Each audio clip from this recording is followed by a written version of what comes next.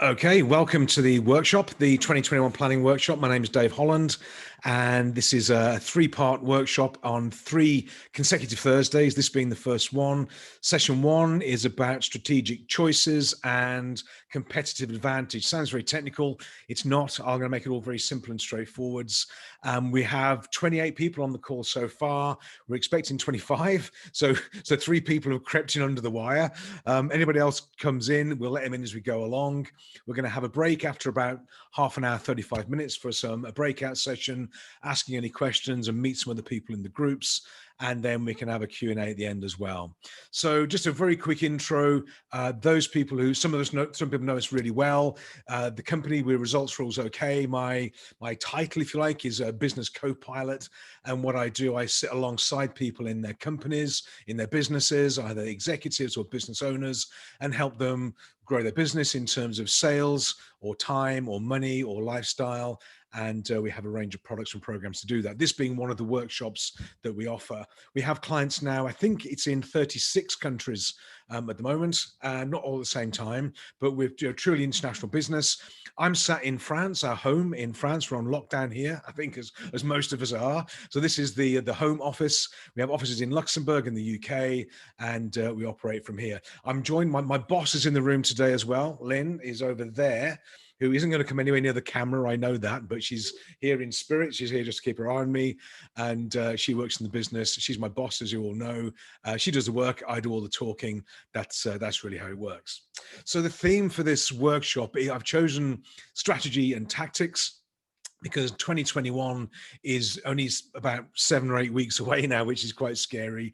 But also, I thought it was interesting because 2020 has been a very unusual year, high stress, high change, trauma, a shock to the system, and it's been a very unusual year. And looking at the people who've joined us today on the call, I think I'm probably one of the, if not, I'm the oldest one, if you like. I've got more gray hairs than most people anyway. I've been through these sort of situations before, the economic crash, we've had unemployment, we've had stock market crash, we've had all this sort of thing going on. This has been unique and special. So what we're going to look at is really, what is it that we need to do to beat the virus? How do we do this in terms of business? And one of the things that I've seen is, and this happens a lot, when times are good, the rising tide lifts all boats. A lot of businesses were successful when times were good. Now, when times are tough, they're struggling quite a bit, and that applies to lots of companies. That the reason they're struggling, of course, is they're doing what they've always done. They're not changing, they're not adapting, and not pivoting. And doing the work that I do, I've seen some amazing things happen in terms of how organizations have changed and adapted. One of our clients in Luxembourg is one of the big 4 accounting firms, for example. And they flipped overnight to people working from home, working on Zoom, working on GoToMeeting. And before March the 15th, that was impossible. You speak to the HR directors of these big organizations and say, why don't we have a bit of flexibility for our workforce? And it was impossible. Technology couldn't do it. Legislation didn't allow it. They didn't have the systems, didn't have the structure. They didn't have the leadership framework for it. But on the 15th of March, that all changed. And it changed for us in the SME sector as well, because our clients changed, the market changed, our delivery changed. And even in the SME sector, for example, martial artists and people who are delivering a product direct to students and customers and clients in an enclosed environment had to change overnight to deliver all the products and programs via Zoom. So it's been a very dramatic change, a shock to the system. And what I'm going to go through is I hope some principles and ideas that you can take away.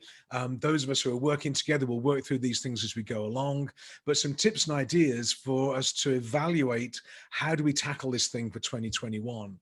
One of the, there's a famous quotation that if you always do what you've always did, you will always get what you always got. And if you Google that, it's been attributed to dozens of people, from Aristotle through to Henry Ford.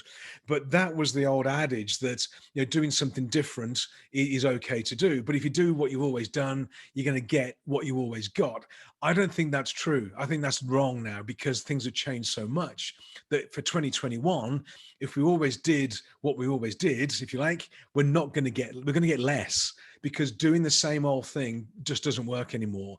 Things have changed. The world changed on March the 15th, and we can't go back to how it was. So when I see people talking about their business and what they're going to do next year, they are talking about doing a lot of things, just but not doing anything different. They're going to be busier.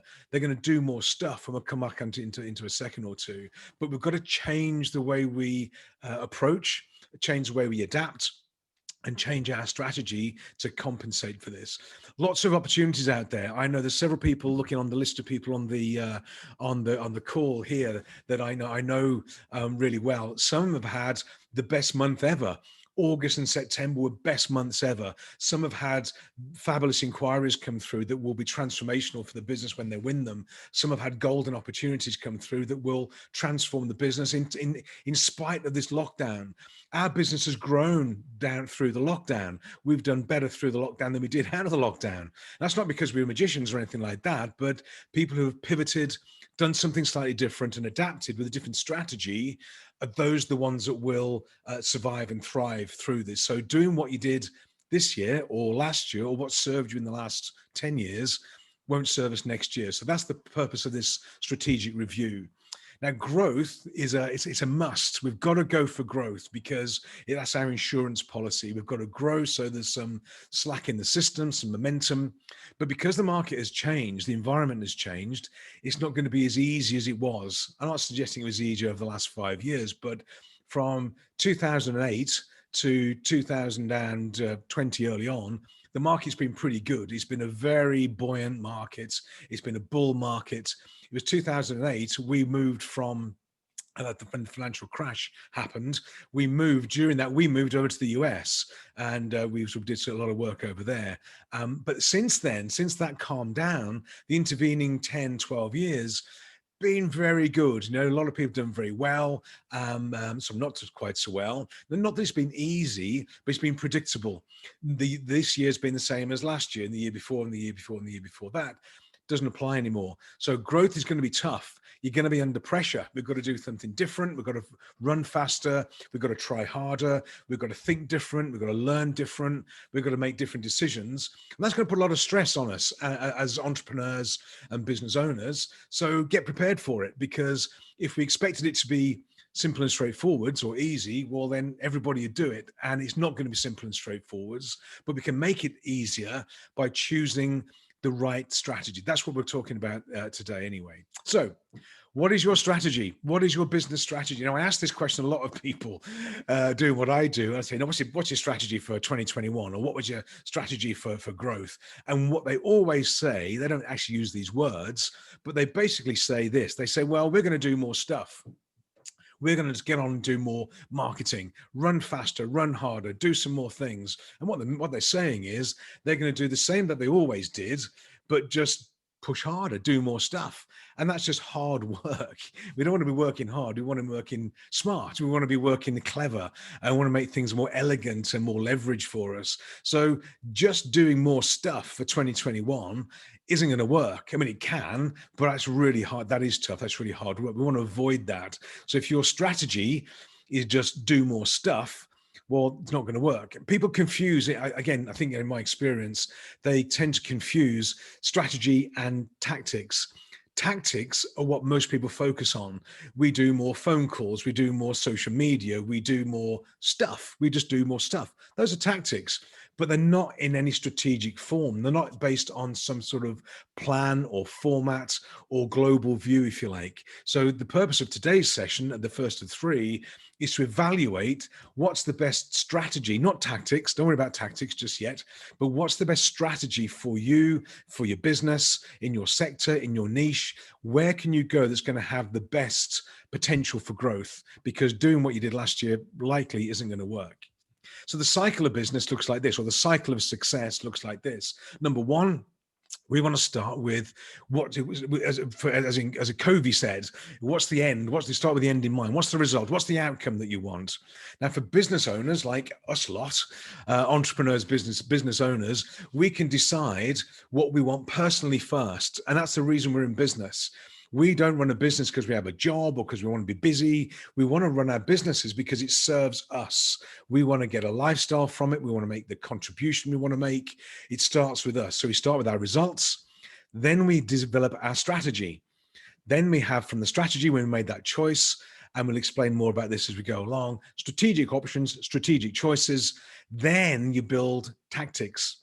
That's how you achieve the strategy. So many people go, they have an idea, and then they go straight into tactics, which is do stuff, get on LinkedIn, do some emailing, do some direct mailing, do some whatever it is. They go straight into tactics. They do loads and loads of work and things happen.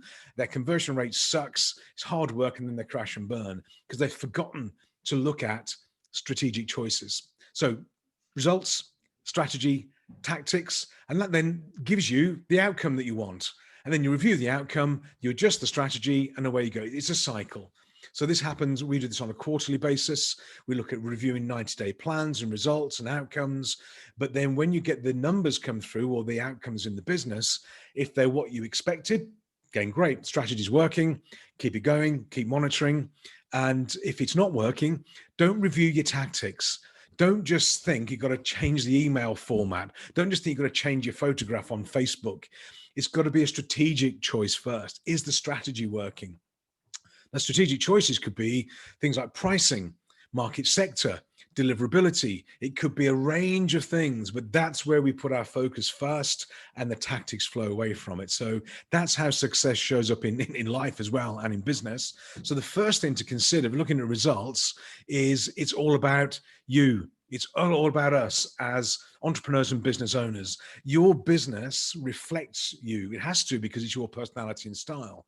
But the reason you're doing this is because you want to get a better outcome. And I know there's 30 people on this having this conversation now. Some I know really well, some I'm not quite so well, some we're getting to know. But it's that really is your personality and style. That's what reflects you. And if I look at a business and I find out that the numbers are good, the team is awesome, growth is great, the clients are happy, I'm pretty sure I know what I'm going to find when I speak with the business owner, because it's a reflection. If I see a business where the balance sheet has crashed and the P&L is weak and the team are bored or not productive and things are horrible, well, then guess what? It comes from the center. It comes from leadership. It comes from us as the business owners, and that's where we have to start. So to start off with, your business is all about you, and it is a direct reflection of you. There's a fabulous book, you probably come across it, A Picture of Dorian Gray by Oscar Wilde. And this is where there's this guy, and he stays young. He stays young, but the picture, the portrait of him, the oil painting, that is what ages. It shows all his weaknesses, his defects, and it ages. He doesn't, but the picture does. It becomes a real horrific image over time. And this is what happens in business. You can meet people who on the outside look very, very successful. They have the house, the car, the watch, the holidays, whatever it is. They have all the gloss and all the sheen. But when you look behind it, it's not true. It's not true at all, because the business is reflected in terms of the balance sheet, the profit and loss account, the growth, the clients, the cash flow. That's what we really need to look at. So your business is like the picture of Dorian Gray. Your results are an outcome of everything that you do. And a lot of people mask over this. They tell people they're very happy and successful and things are growing. And not you guys, I know you all are anyway, but it's not true. When you look at it, the acid test is, of all the work that we do in business, what is that image? Now, the image for us is not our portrait, but it's our balance sheet. It's what our customers and clients think about us. It's what our testimonials say. It's our cash flow. It's our bank balance. It's how we feel about the business when we're sat at home over weekends. There was an interesting post actually yesterday up on LinkedIn, and somebody was putting a post up about work-life balance. How do you get work-life balance? Well, you have to segment work from home life and lock the door, shut the door, turn the computer off. Don't think about work when you're at home and all this sort of thing. And it got me thinking, because I think, most of you guys, I love what I do, and my work is my life, and my life is my work. And I mean that in a positive way. It doesn't mean that we are 100% always doing business, things like that. But I don't have work-life balance. I have a life that is balanced. But what I do is work. I have hobbies and interests, family. We all have that. but we want to have a balanced approach to this.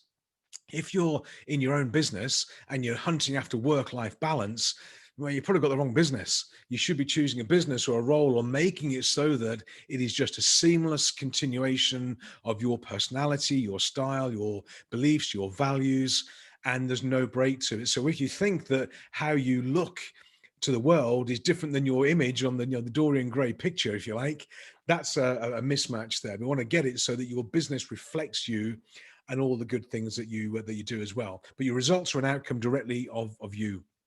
So what are your business values? This is where it comes down to, what are your values? What is a value? What values do you hold to be dear to you? Now, value is just something that you hold to be important. It could be honesty, integrity, it could be family, it could be a range of things. One of mine is punctuality. As people know, punctuality is one of mine. It was drilled into me when I was a youngster in my apprenticeship. I'm always irritatingly punctual. I'm on time. If I'm not on time, I'm in a ditch somewhere. But it's one of my values. I value people who value my time, and I value theirs. So what are your values? What do you value in life and business? And also, what are your beliefs? Are they serving you? What do you now? Belief is just something that you hold to be true. So we have all these different beliefs going on in our minds. And I was speaking to somebody on earlier in the week.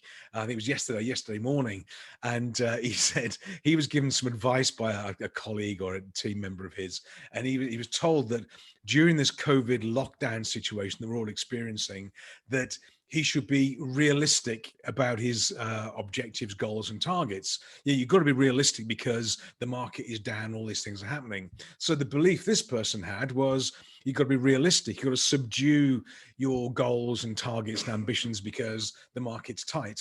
So if that's a belief that you have, that you need to be realistic with things, or you believe that the market is tough, or you believe that things are going to be difficult in next year, or you believe that Donald Trump's going to get into the USA. Sorry, Lisa. But if you believe things are going to be difficult, well, then guess what?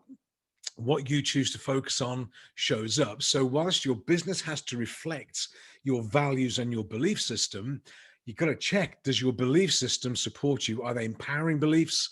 Are they limiting beliefs around your ability to grow, ability to sell, to define the market? What do you believe is possible next year? Now, most people on the call, looking on the names here, I know, have had I'll tell you a rough ride, but it's quite a tough time in the last 6 months during this lockdown. But you've done really well. You've come through it. You've toughened up. You've fought. You've built it. You've developed it, and the belief is strong. And because it has to be, that next year can be a good year. Can we achieve growth next year in the SME sector, in your sector, in your business? Yeah, of course you can. Because what happens is, whatever business you're in, other people don't believe that. They will stop marketing. They will stop being visible. Their chins will drop. Their perception of the market will drop. And then you'll pick up the market share as you go along. So that positivity is a real key one. But just check your values and your beliefs. Are they serving you? And are they reflected in your business? Because that's how you get this balance, or the balance is more consistent and congruent for you. Then what do you want? What does next year look like? What's the goal? What's the vision for you? Have a dream board. This is not particularly my dream board, but we have a dream board, a vision board of the things we want to achieve. And I say we because I do what I'm told by Lynn, as you know. But we sit down as a family and go, what are we doing this year? What are we doing next year? Where do we want to go? What do we want to achieve? What's the travel plan? What are we up to? What's going to happen? And we have this board. It's up on the wall, and we reflect on it on a regular basis. It keeps us focused. We bought, for those who know us well, we bought a house, renovation cottage up in the north, a bit further north than here, in France on the German border, pretty much unseen during lockdown. We just bought it online. We've been into it once for about 5 minutes. That was it. And we bought it unseen. Couldn't go there for 2 months because of lockdown. And now we're refurbishing it. Now, most people said to me, that's ridiculous. You should never buy a house unseen. It's crazy. Before we got the keys to the house, we got into the back garden. We landscaped the whole back garden before we had the deal done. That's insane. That's crazy. That's a ridiculous thing to do. But that's how people think when they have these limiting beliefs. My belief is, it's a good thing to do. My belief is opportunity is everywhere. My belief is that things positive will happen if we do the right things, regardless of the timescales that we do it. We've just launched and released now during another pandemic lockdown. We just launched our franchise company with partners, and we've got some of the best business coach franchisees in the world now joining us. Some are on the call today. You may meet them in the breakout sessions, and our business partners are on the call as well. And common sense would say, when would you not launch a franchise opportunity? Don't do it during a global pandemic and lockdown. It's ridiculous. So we did it anyway. It's a good opportunity. So don't think you can't have an amazing future, amazing business, but you've got to choose it and you've got to focus on it. But have a dream board. It could be the house you want. It could be the travel you want to do. It could be the charity you want to contribute towards. It could be anything you like. It could be you want to meet your perfect partner. It could be you want to, who knows what you want to do. If you want to meet your perfect partner and you haven't currently got a partner, of course, then you can speak to Claudia. Claudia's on the call today, and she will do this. She'll magically make Prince or Princess Charming appear for you. But choose what you want and don't allow other people to tell you it can't be done. Don't allow other people to say, oh, you should wait, or it's risky, it's dangerous, it's the politicians, you've got to wait for the election to be over, got to wait for Brexit to be over. Doesn't apply.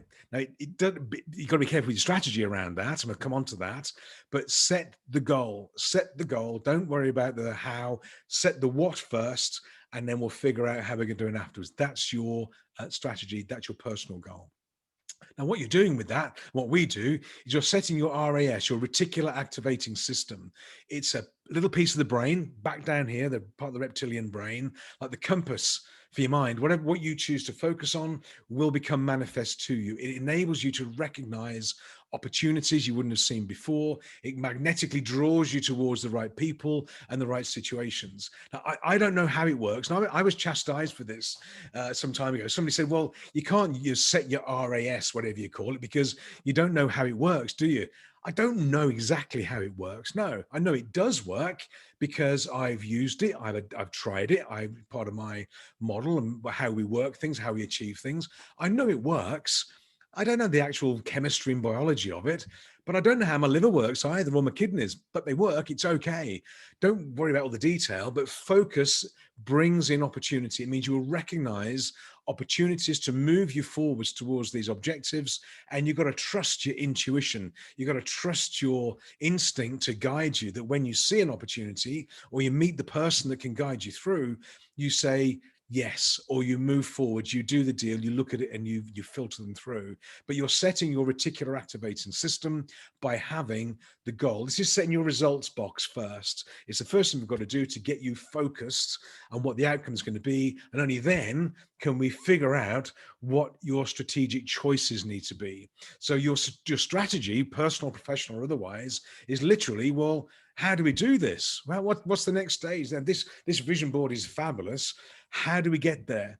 So what I'm going to run through is they are slightly academic, but they're very, very powerful models and principles of making or enabling you to make a strategic choice, not tactics, strategy first. Now, a couple of book choices for you, book recommendations.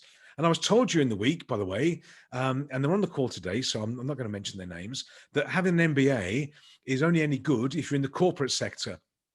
And I get it. I understand that the MBA is designed for corporates and people in corporates, but actually, I not sort of disagree. I think it's quite useful. So anybody on the call who's got an MBA, absolutely helpful. But what it means is I've done my MBA, so you guys don't have to. I can filter all the junk out and just point you to the interesting stuff. So here's a couple of book recommendations. Now, these are both tough going books. If you like the sort of Think and Grow Rich or Who Moved My Cheese type books, these aren't for you. But anyway, here's one. Yeah, Gareth, stop laughing. I know exactly. So here's the first one: Competitive Strategy by Michael E. Porter. And it's a big, thick thing. It is, look, there's no pictures in it. It's just words. It's nothing to color in. So it's just words. It's really heavy going. And anyway, that's a good one. And this one again, Exploring Corporate Strategy by Johnson and Scholes. Again, Cure for Insomnia. This has got some pictures in it. but it's hard going. So you're welcome to go and get those books and have a look at them. They are fabulous and fascinating. They're a guaranteed cure for insomnia. But I'm going to go through. No, there aren't any DVDs. Gareth's on the naughty step. You can come off now, buddy. I still love you. You're okay. Anyway, that's all I've done is taken some of these ideas and principles and boiled them down so you don't have to read those books. But those are some reference points if you want to go and have a look at them. So first thing. PESTLE Analysis. Here we go. It's getting exciting now. Now, this is just breaking down your analysis of the market environment. Things you're going to look at. Number one is the political environment. Now, at the moment, for all of us, it doesn't matter whether it's the USA or the UK or France or anywhere in the world, politics is moving, it's shifting, it's changing. In the US, and for friends, colleagues over there, within the next 2 or 3 hours, you're going to find out who your new president is. In fact, we all are, because it affects all of us. So the political situation in the USA will affect all of us for the next 4 years, for good or for bad. But in the UK, we've got Brexit coming up. That's a huge political shift. We've got all the COVID coronavirus things coming through. Over here in France, we have lockdowns. We had the tragic terrorist attacks down in Nice earlier in the week. We have the military on the streets. We have a curfew as well. So the political instability, if you like, is a big player in how we tackle the market. But what's the political landscape going to look like for us? What's the economic outlook? Now, most people will tell you the economic outlook sucks at the moment because we're all on lockdown, we're all on curfew, we're all on furlough, and it's horrible. It's not, but it can be if you let it. But we need to understand the economic situation. GDP is going to come down. There's going to be a recession. Now, if there's a recession in the market, so what to us in the SME sector? If GDP drops by 5%, so what? So why are we bothered about that? What we've got to do, even if GDP drops, even if there's a recession, our point is to look after market share. If the market drops, we just get a bit more of what's left. And we're not a global branded player. We're not a Walmart. We're not a Google. We don't worry about global market share. We're local market share. So the economic situation, what's it going to look like? How do we tackle this? Is it going to be a good economic situation or a tough one? But be realistic about it. Speak to your accountant. If you're on here, speak to Aaron and James about the economic situation. Get advice and guidance because, and I do, I look for advice and guidance on all these things because I don't know what the economic situation is going to look like. I want help to build the picture. Look for the social implications, huge social unrest all over the world right now. People are frustrated with lockdown. They're frustrated with politics. They're frustrated with Brexit. A lot of fear and panic and things on the streets right now. Now, is that a good thing? Well, not particularly. We've got to recognize it and look for opportunities through that. How can we deal with that when we choose our strategic choices? Technology. Zoom, who did their meetings, all their meetings over Zoom before March this year? Not many of us. How many martial artists, and there's a few on the call today, were doing their lessons and classes and gradings over Zoom before March the 15th? Hardly anybody. But now technology has enabled us to do this shift in the market. What technology is available? I saw we're trialing, or my son Jonathan, he's trialing or looking at this app where you can talk to this piece of AI and just say to it something like, I want a website that looks like the Amazon website, but a greeny sort of color. And I want it to have this, I want it to have that. And the AI goes away and just makes you a website. It does the coding, it does the images, does the pictures, selects all the words, and it just delivers the website for you. Now, if you're in the web development business at that level, you're going to be, technology is going to wipe you out. If you're a bookkeeper or only a bookkeeper, where you're going to be in 2 years' time, well, you're going to be out of business if you're not very careful. Look at the technology. We can use technology to our advantage, or we can run away and hide from it. What's the legal implications, legal framework? What's going to happen? Things are going to change. Between the UK and Europe, things are going to change. Between the USA and the rest of the world, it's going to change. What's the legal framework? What's going to happen out there that we need to be aware of, that we can build into our global view of the economy and the market? And environmental. This has been coming through to the fore right now. A lot more organizations being much more environmentally conscious. Well, the times of being conscious have gone. You've got to be environmentally active now. One of the key things, if I look out my window here, for example, it is brilliant blue sky. It's only about 4 or 5 degrees, but it's brilliant blue sky. Now, 12 months ago, it would have been brilliant blue sky and sunshine, but the sky would have been crisscrossed with jet streams, not chemtrails, jet streams, planes going across into Paris, over to Frankfurt, down to Nice, loads of planes everywhere. At the moment, I don't think we can see any planes up there. Lynn's having a look. Lynn's going to do my airplane spotter. Going to have a look now at the window. No. Can't see them. No planes. That's an environmental, that's a benefit. I used to do lots of flying. I haven't flown for 9 months. Don't want to do it again either. But look at the environmental context and the opportunities that gives us, whether it's electric cars, working from home, different styles and working patterns, huge opportunities. So work through the market and consider these areas. Now, when you've got this picture of the market, of the environment designed for yourselves, you understand it, then you can look at your business and say, well, how do we fit into that? And this is a very simple document template. I'm looking at the messages down here. I'm not going to respond because you're all just childish. Anyway, but the SWOT analysis, we did this at high school, SWOT analysis. I've got a toolkit for this that I'll send over to everybody who's on the call today so you can have a look at it and work through it. But broadly, what it does is simply you look at your strengths, your weaknesses, the opportunities you have and the threats that you have. Now, above this line here, we have internal. So your internal strengths and internal weaknesses. What are your strengths as internally within the organization? What have you got that's really good? Is it people? Is it technology? Is it systems? Is it IP? What is it you're really good at? And then also, what are your weaknesses? Every organization's got a weakness that is internal that they can fix. It could be the same thing. People, technology, systems, it could be location, it could be anything. It could be an outdated product line or something like that. It could be that you're still running Windows 98 and you should be up on the cloud now. But anyway, so you have internal strengths and weaknesses. Do your strengths outweigh your weaknesses? Can you overcome them?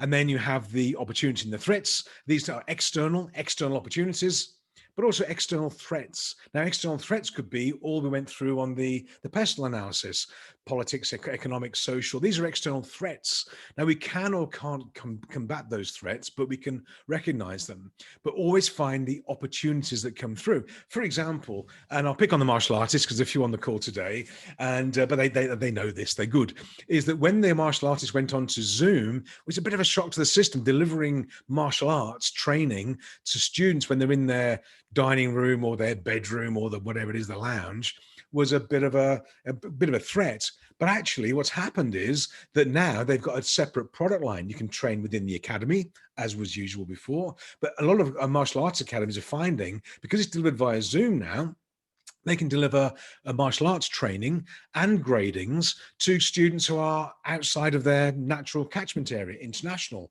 So whereas they would typically, a martial arts academy would have students would travel 2 or 3 miles to get there, that'd be about it. Now they can have students all over the world, as we can. Hence, we've got a different time. And Ken it's only nearly 6:40 in the morning over in Canada.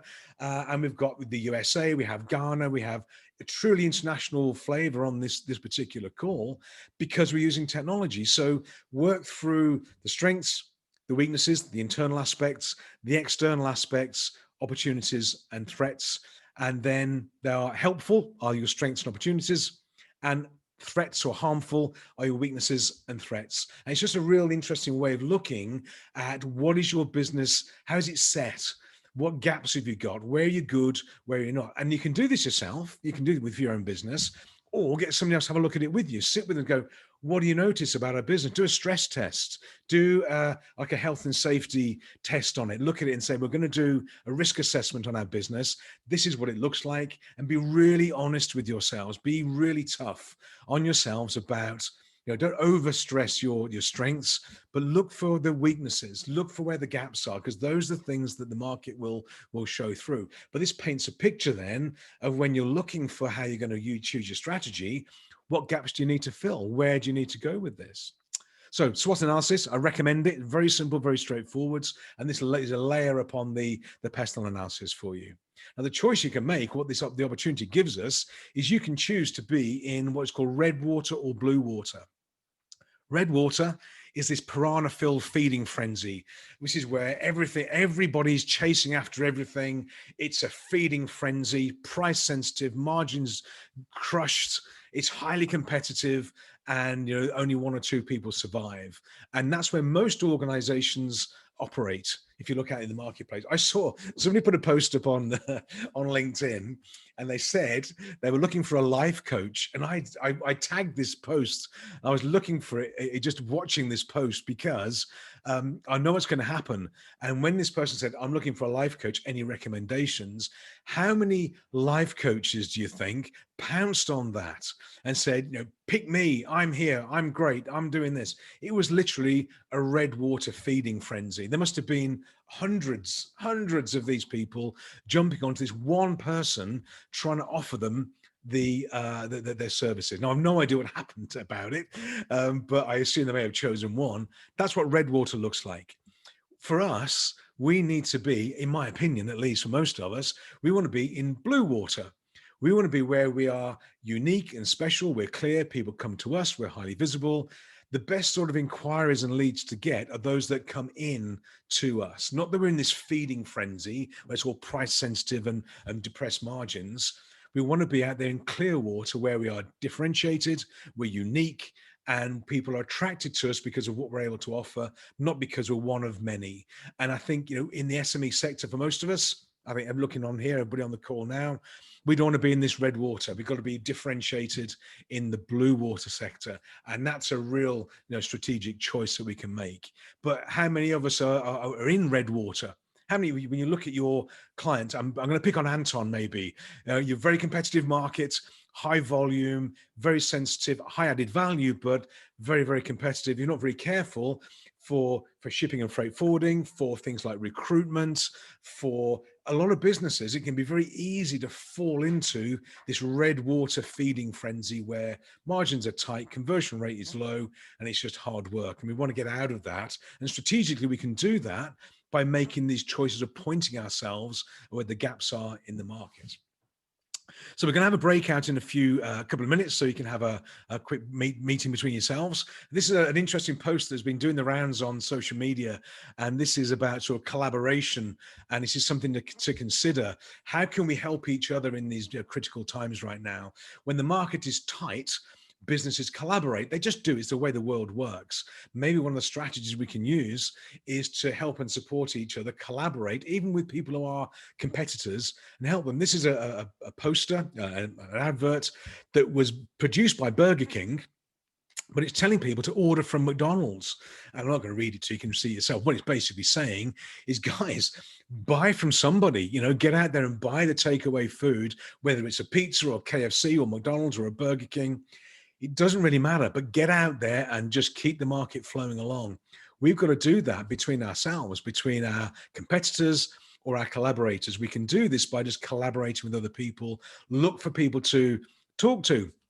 Alliance partnerships. Who can help you, develop and grow? Who can you help develop and grow? Who can guide and advise you? So that's the McDonald's approach. So what I'm going to do is I'm going to pause recording just now, and then I'm going to invite you to go into breakout rooms. Now, when you go into breakout rooms, there's going to be about 4, 5, 6 people in each breakout room. The discussion to have is not about the football and the weather or talking about me or anything like that. The idea is I need to discuss between yourselves. What is your vision, your goal, your dream, what is your objective for next year? What are you shooting for? What are you noticing about this year? What have you done different? What would you like next year to look like? And just see who's got the biggest, broadest, most bright vision out there, if you like. I guarantee that because of the people on the call, you're going to get a lot of positive vibes out of this. Just compare notes. Because the more people that validate the positivity in what you're thinking, then it sets your RAS, it keeps the positivity up. So I'm going to be able to put you into, so Chris can't join the group, that's fine. I'm going to just pause the recording now. And So welcome back to the second half after the breakout. Hopefully that was comparing notes on goals and visions and objectives, that sort of thing. And a couple more ideas now, some templates and toolkits you can use to develop and evaluate your business strategy. This is by Michael Porter, who is the author of that other book I showed you earlier on. One of his models, I find it quite useful, is called the 5 market forces. You may have come across it before, but it's good to lay out your vision of the market you're going to be operating in and where you choose to point yourself. So what the 5 forces consider is, what is the buyer power in your market? Now, if you're going to deal with big supermarkets, for example, or big corporates, they're much more powerful than maybe we are in the SME sector. What is their degree of power? For me, I prefer to deal with companies that are sort of similar size to us, if you like. But when I'm dealing with the owner or the senior person or the director, where we can actually have a conversation with the senior people. Those are the sort of organizations I want to deal with, and that's who we target, and probably or likely for yourselves as well. Now, if you're dealing with the big corporates, the big supermarkets or the big banks or something like that, be aware they have a lot of power. They may want to try and encourage you to reduce your prices or whatever it is. Now, that may be okay. It's a strategic choice, but careful of the buyer power in your market or chosen market. Second one is supplier power. You'd be surprised. Suppliers have a lot of power and control in markets. If you're in the commodity market, for example, if you're in manufacturing or you're importing goods and products from China or wherever it's going to be, suppliers have control. They have a lot of authority, a lot of scarcity in the market, and they can influence how you have to behave as well. So when you're looking at the whole value chain, consider who are your suppliers. Now, for what we do, we don't have many suppliers. The supplier power is pretty weak, and the buyer power is reasonably weak as well, because we deal with like-minded people like us. But it's something to evaluate. It depends on your sector. Threat of new entrants. This is something that affects all of us. I think Angela put a post up on the chat box that since lockdown, there are more coaches out there on LinkedIn and social media than anywhere else in the world. The coaches everywhere. Everybody's become a coach or a consultant or a life coach or something like this. They're everywhere. There's always a threat of new entrants, especially when you're in the sector that many of us are in, and the reason that the threat of new entrants is so high is because the barriers to entry are so low. Now, if you're a manufacturing company making oil rigs or something, the threat of new entrants is pretty low because nobody can afford to build a shipyard and start building oil rigs. If you're in the consulting, the training, the coaching, the advisory, the martial arts, the whatever it is, the accounting world, the barriers to entry are low. Be aware that new entrants are going to come into the market with new ideas, new principles. They're going to affect the marketplace to a certain extent. There's going to be a high threat of new entrants coming in. There may also be threat of substitution. What it is that you do or that we do, can we be substituted by something else, either technology, an app? At some point, business coaching training will be delivered not by somebody like me. It'll be a plug-in app that you just tell to get on with things and it'll deliver it for you. But what's the threat of substitution? And this could be something technology driven, it could be marketplace driven, it could be society driven. This goes back to the PESTLE analysis and looking at what are the trends in society right now. But if you're in the record making business, LPs and 45s back in the old days, or the compact cassette making business, well, you're out of business now. You've gone because they've been substituted with downloads. The internet has wiped all these things out. So just consider the threat of substitution for your product or service. It doesn't mean that you have to not do it, but maybe you want to be the person that brings in the substitution product to replace yourselves, if that makes sense. You can disrupt the market as you go along. So looking at these 4 key external areas are very, very useful to evaluate the market forces, and also then competitive rivalry, between suppliers, between providers. And when the market's good, people tend to compete with each other because things are growing. There's a scarcity of resource out there. They tend to compete. When the market is tight or reducing like it is now, people tend to collaborate. So opportunity of the market maybe for next year for more collaboration than competition. And don't be afraid of that. Be aware of who you're dealing with, but collaboration can be a real strong suit from a strategic point of view to help and guide and support each other to get through this thing. Be aware, however, when the market picks up, which it will, then the competitive streak comes back in again. A lot of collaborations fall apart when they can do better by themselves. So getting into collaborative agreements is easy.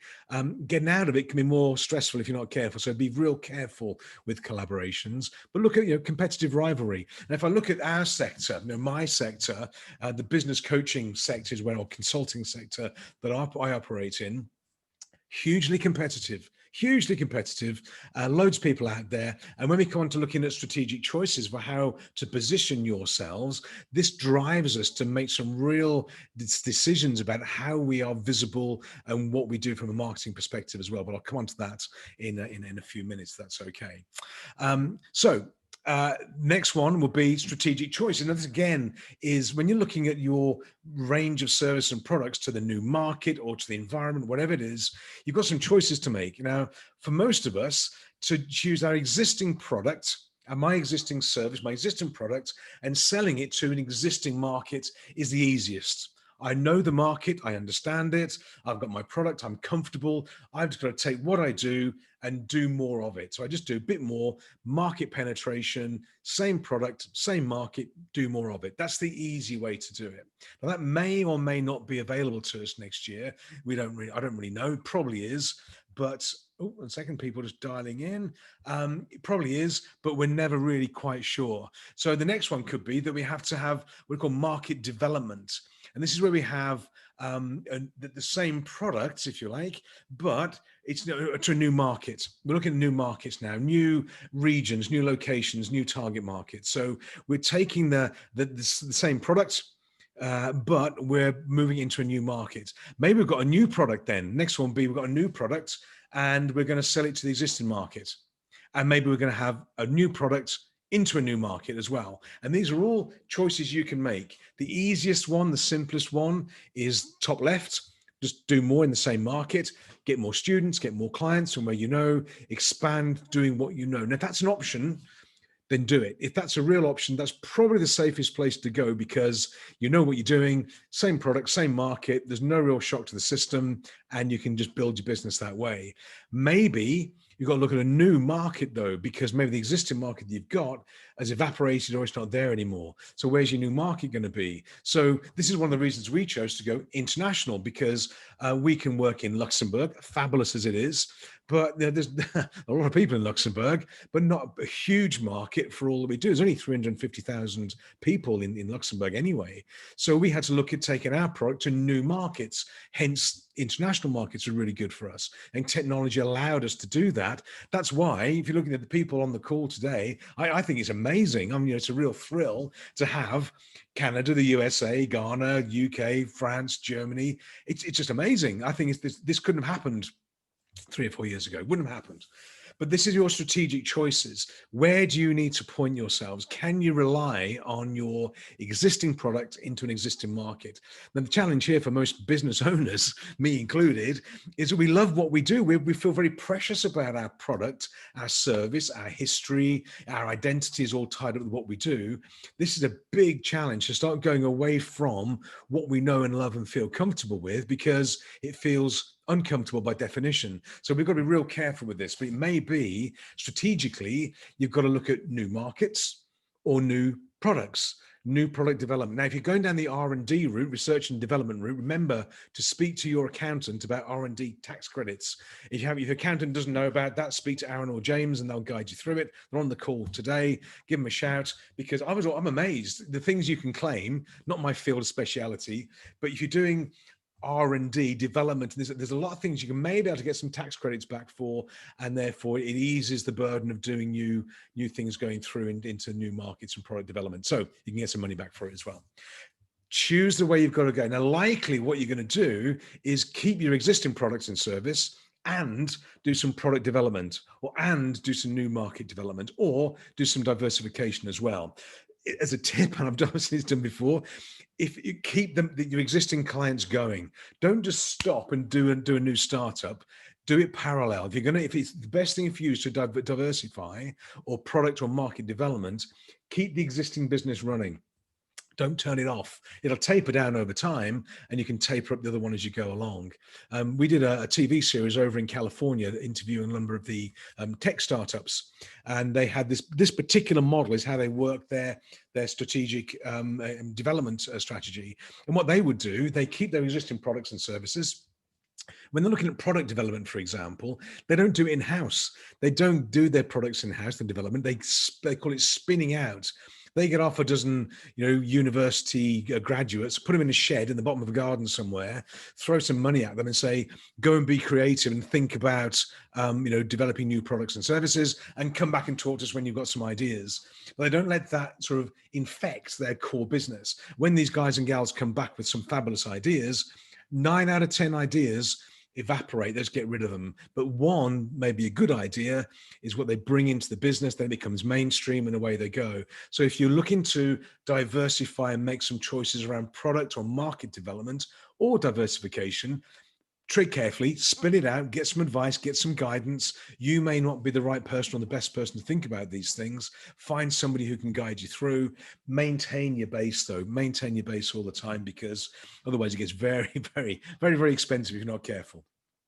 Now, in terms of risk factor, the higher the low risk is top left, the higher risk is bottom right in the red zone, because the further away we go from existing products and markets into new markets and new products, the risk increases. This is why a lot of startups fall over, because they've got a new product to a new market, they don't know what they're doing, and therefore they fall over. The risk is very, very high. So reduce the risk by maintaining your existing market, but then consider these other things as you go along. Now, for some of us, we don't need to do anything apart from more of the same to a degree. It's maybe the route to market we've got to consider. So we keep the product, same target, it's the route to market we need to look at. But this gives you an idea then of looking at all these other areas. Where should we be pointing ourselves in terms of getting this growth? And this is just an interesting way of putting your markers on the map to a degree. This is called the Ansoff Matrix. You can Google it. I'll send over these PowerPoints and slides after the workshop. You can use it. I use these. I use these, and I have them on my wall in my planning. We go through them as a team. They are slightly academic, but they are a good mindset thing as well. It's a good preparation before you start doing any of the tactics. And the final one, or the final model, I think, one of the final models to run through with you, is how do you set your pricing? This is a whole, this swamps too many people. You've got the politics, the economy, you've got your choices, you've got your strategy now. How do you have to approach your niche when it comes down to pricing? And this gives you a range of pricing strategies to look at, where you have on the left-hand side, perceived value, or perceived by the client value, and price along the bottom. And this is this mix of how we appear in the marketplace. Where do you want to be? Where do you need to be for your particular product or service? We just go around this clock. It's called the Bowman strategy clock. It's a talking point really for how you approach your pricing. There we go. There's Susan. Thank you for that. Yeah, 56K R&D, and a former client got 250K. So there you go. Those are sort of numbers that are available. So if you are low price and low value, then you're in strategy number one. Now, some companies can get away with this. Low price, low value, you're in the baseline commodity products, this sort of thing. It could be some things in supermarkets. It might be, milk and eggs and bread, that type of thing. Very basic commodity type products can get away with low price and low perceived or low added value. We're not in that market. So that's probably one you don't want to go for. I see a lot of people, however, in the consulting and the training and the advisory field, or the training field and martial arts field as well, where they go way down on price. They just give stuff away. They're so cheap. They're just too cheap. And therefore the perceived value is low. The price is low. There's no buy-in. There's no loyalty. There's no margin, no profit. And they fall over in the end. So I'd suggest for most of us, knowing you guys as I do, or seeing what you're up to on here, that's probably not the one to go for, but it is a strategy to consider though. Next one is low price. So your low price but mid-range, good, some added value there, added value services or products or commodities, but low price is your differentiator. Think people like Aldi, these sort of, we've got an Aldi we go to over here. We've got our, the cottage we're doing up is right on the German border. And the nearest shop is not in France, where the village is. The nearest shop is actually across the border in Germany. And there's an Aldi there. Now, I don't know what Aldi is like in the UK or anywhere else, but Aldi in Germany is amazing. It's just, you go in there to get some milk and bread and potatoes, and you come out with an arc welder and a socket set and a shower unit. It's amazing. It's just fantastic. But low price is their driver. They're low cost, low price, but the value is really good. Their products are good value. They're not perceived as cheap. They're perceived as value. So that's the Aldi type approach. But again, is that right for you? I would doubt it, to be fair. Claudia's had to jump out. Claudia, no worries. Claudia's gone. She had to jump out and do something else. So you may have a hybrid strategy where you're going to go for lower price but high value. This could be a different level of supermarket, even to Waitrose, if you like, where you've got higher perceived value but price sensitivity. Now, for most of us, looking at what we do, we really want to be thinking about the next one. This is this one here, differentiation or focus differentiation. We want to be in this sector because I would think for most of you, we don't want to be in the price sensitive red water. We don't want that red water sector. We want to be in blue water, positively differentiated, where we are unique based on our services and our skills, our deliverability, our personality, our service levels, our products and offering is truly unique and we can't get it from anywhere else. Or focus differentiation, which is really a very small niche. This is like the Ferraris of this world, if you like. Small niche of people are going to buy a Ferrari. Now we want to be in this sector is 4 or 5, where we have high perceived value and high price. We've got to go down the high price route. Don't be cheap. Don't go down cheap in the service sector. I think most people are in that sort of area over here. If you're too cheap, people won't value it, and therefore they won't buy anyway because things are perceived as being cheap. They won't buy from you. If they're too expensive and the value or to high price, low perceived value, you're going to lose out anyway. So I think, and it's just my advice, even my guidance, consider a differentiation strategy. And we'll touch on this a little bit later on. If you think another strategy would suit you, that's absolutely fine. It may be the best thing for you to go down this low price commodity route. Then great. If that's the one that fits for you, given everything else in the market and the sector, then that's absolutely fine. Of course, you can make any choice you like. My instinct would say for most of us in the sector we're in, we need to go down the high price, high margin, high value, differentiated route, because we're not after market share. We're after a niche. We're niche players, all of us. If you look at, we've got clients in 36 countries, I think it is now. What's my market share of the business coaching and training market globally? Nothing. It's 0.0001%. It's nothing. I'm not into market share. I'm into segmentation. I'm into niche. I'm into differentiation.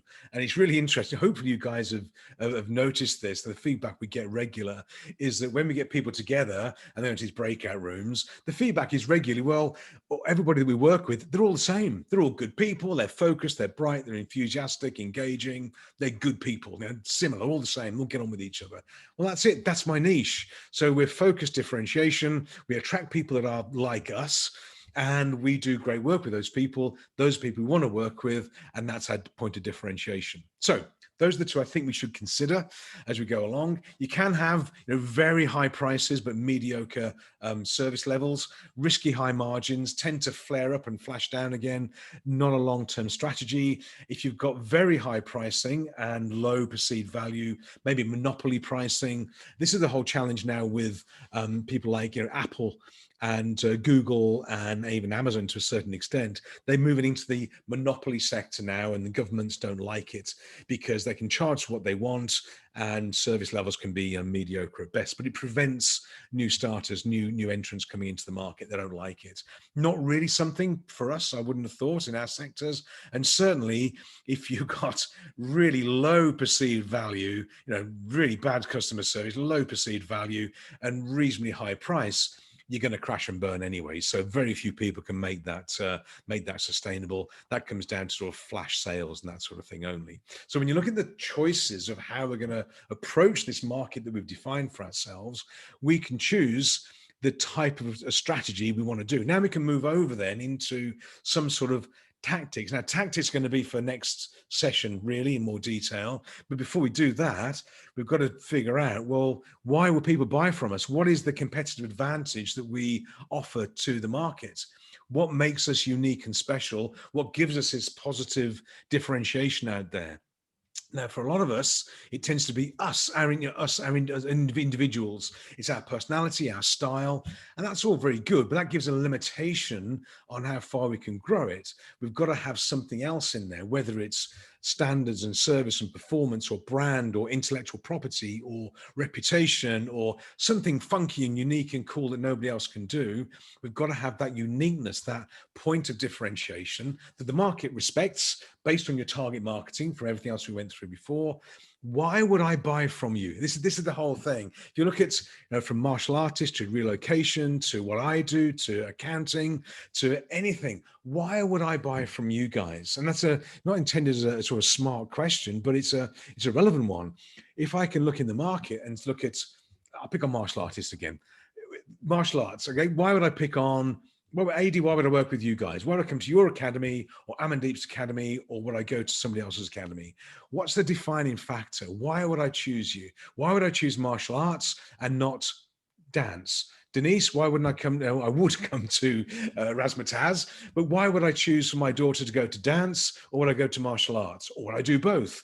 Could there be a collaboration between martial arts and dance? This comes back to the collaboration approach, because once we get over this competition thing, a uniqueness could be, and I'm not recommending this, but this could be that I want to do both. Well, great, you can come to our academy and you can do dance, you can do martial arts. For example, you can come to us and we can have training and coaching and language training. We have a language school as well. We can combine that. That's a uniqueness. We can collaborate with other people. We're collaborating with some clients, a couple of clients in Luxembourg, doing joint events. We're doing events on behalf of my clients for their clients, for their network, and vice versa. Now, we can find this way around it, having this sort of positive differentiation, this uniqueness that nobody else can do, and we can lock it in. That puts us into this high price differentiation, this quadrant where we're not in the red water competing with everybody else. We're in this nice, clear, unique, differentiated blue water. So I think we've got to look at, for all of us in the sector we're in, is blue water, high price, positive differentiation, take on board all the politics, economics and social, that sort of thing, but start choosing the niche and the strategy that you want to, or the area you want to be operating in, and then you can make some strategic choices. When we have the breakout session in about another 5, maybe 10 minutes, I'm going to ask you just to discuss between yourselves what makes you unique and special. Why? Because everybody is, I know what makes you unique and special, but how would you explain it? How do we bottle it? How do we put it into a system and a method that can be duplicated? Now, when we have all this in place, then we can start to make some what I call strategic path. Okay, well, this is all very good. Well, how do we do it? How do we take this to market? What's our strategic approach going to be? And we can do this through organic growth. We can just do more of the same product, same market, more of. That's organic. Allow it to grow. Don't do anything particularly different. If the market is strong enough and the environment is positive enough, that's an option. Don't try, and you don't have to be something radical and different. If what you do is really good, it may be you can just do more of the same, but that's a chosen strategy. So organic is great. Go international. With technology the way it is now, and again, coming back to this call, it's a real thrill to be able to say we have people on here from all over the world, different time zones, from Ghana to Canada, all over the world. Amazing, fantastic. Go international. Why not? Technology allows us all, I think pretty much everybody on here can operate internationally right now. Well, why not? Is that a strategic path that we need to take? So we take what you do is very unique and go down an international route, because why not? You can, whether you're in the accounting world, the marketing world, martial arts world, you can have international clients now as well. It's a choice that you can put into the mix. Open up a new branch. Open up a second academy or a third academy, open up a new office, just go for straightforward, traditional, cookie cutter type growth. Where can you open up your next branch, next city, next county, next town, or something like that? When we had our transport company back in the day, it was horrible. Don't start a transport company. Anton, it wasn't like yours. Yours is a good one. We had a fleet of vans. We had our own vans. We had about 26, 28 vehicles out there. It was horrible. I wouldn't recommend it. But anyway, we had our own transport company, and we were based in Birmingham in the UK, in the shadow of the Aston Villa football ground, which those who know Birmingham know how exciting that is. Anyway, that's where our offices were. We had warehouses in West Bromwich and all this sort of thing. Anyway, we opened up a second branch, and I thought it'd be easy. I had to open up a second branch. It was horrific. It was just a nightmare because we hadn't got the system set up. We hadn't got it all in place. We didn't know what we were doing. And it took us about 6 months to get it all sorted out. Opening up a new branch, you got to get your systems in place first. Systems, procedures, protocols, get training, systemize the whole thing. Treat your business as if it's a franchise, as if you're going to sell the franchise before you open up branch number 2. Otherwise, it will bite you. It just will. It's horrible. The third location we did, it was easy because we figured it out when we did the second one. But opening up new branches, just expansion, great strategy. Maybe you should be buying premises, maybe buying offices, looking at investment profiles for your business as well. Not my place to advise and guide you, but Kate takes some advice on these things. Is it the best thing for you to start looking to invest money into property now? I don't know. Again, not licensed or qualified to advise, but it's a question that can be asked. Have a look at that. And you can franchise. One of my favorites. We are moving into the franchise business. It was that the strategic choice that we made was the best thing for us, given all that's going on. Franchising was a great way of us to look to expand. And that's what we're doing. So you can franchise your business as well. I know we have some franchisors on the call, and it's a great model. It's a different approach to the business. If it fits the market and fits your style and fits your ambition, consider franchising, get some advice and guidance, and see what's possible.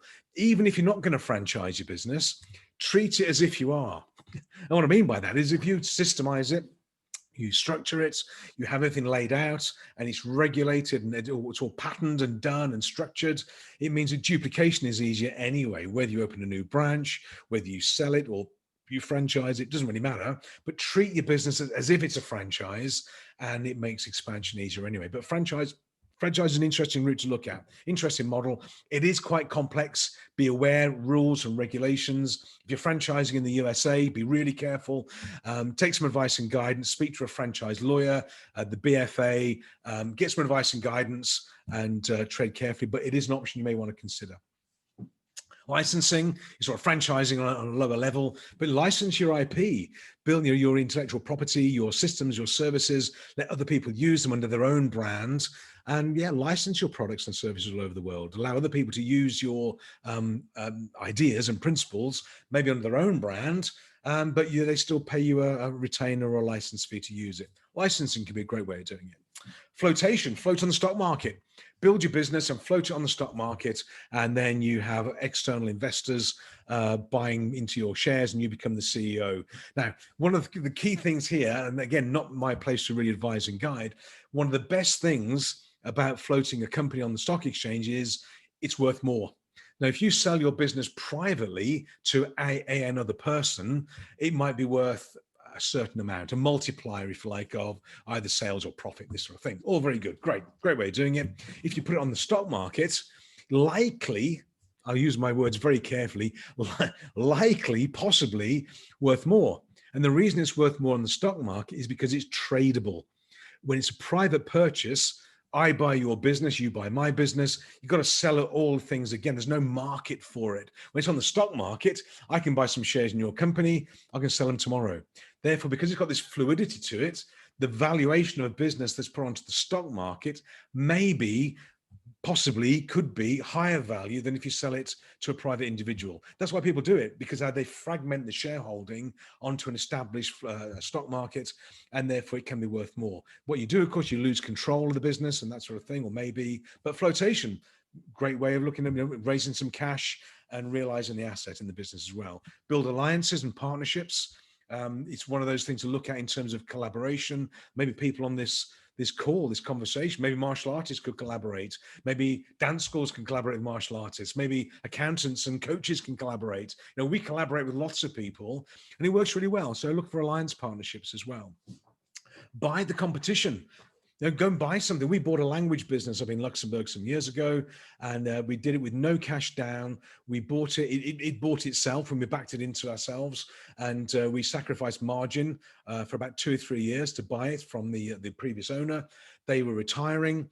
There's nobody else around, so we bought it. It bought itself. So it's a zero cash down deal. We now have a language training business, which really adds to our uniqueness as well. So you can buy another business that's the same as yours, or buy one that's aligned with it. It's one of those things, but look for acquisition. And you don't have to put hundreds of thousands of pounds down to buy a business. You can buy a business for zero cash down.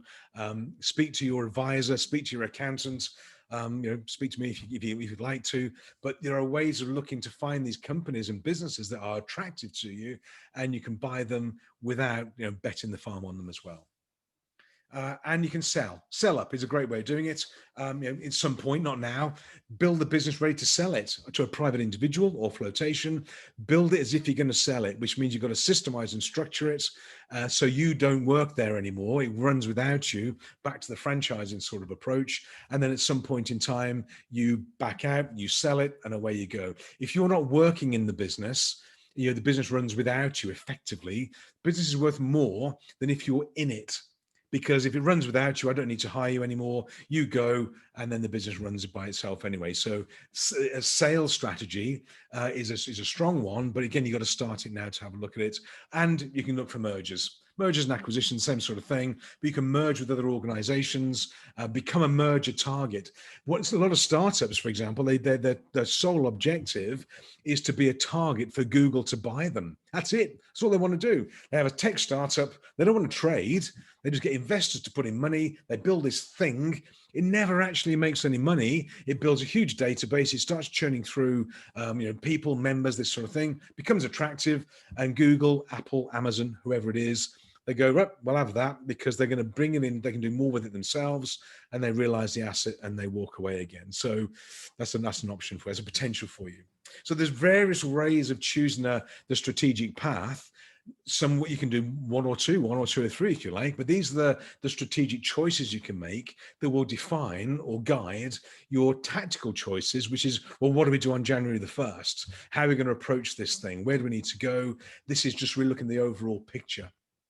On top of this, just consider, what knowledge do you need? Who do you need to talk to reach out to involve in your team? Now, for a lot of us, we're already working together, so we've got the team. Then maybe you need to speak to some people, specialists about finance or franchising or licensing or something like that. Be prepared to invest a little bit of cash in getting specialist advice. Who do you need in your team? Because I can guarantee, if I look at my business with all these things, I don't see all the opportunities because I'm so close to it. I can't see it. I have to have other people look at it with me and say, well, why don't you think about this? Consider that. They see things I can't.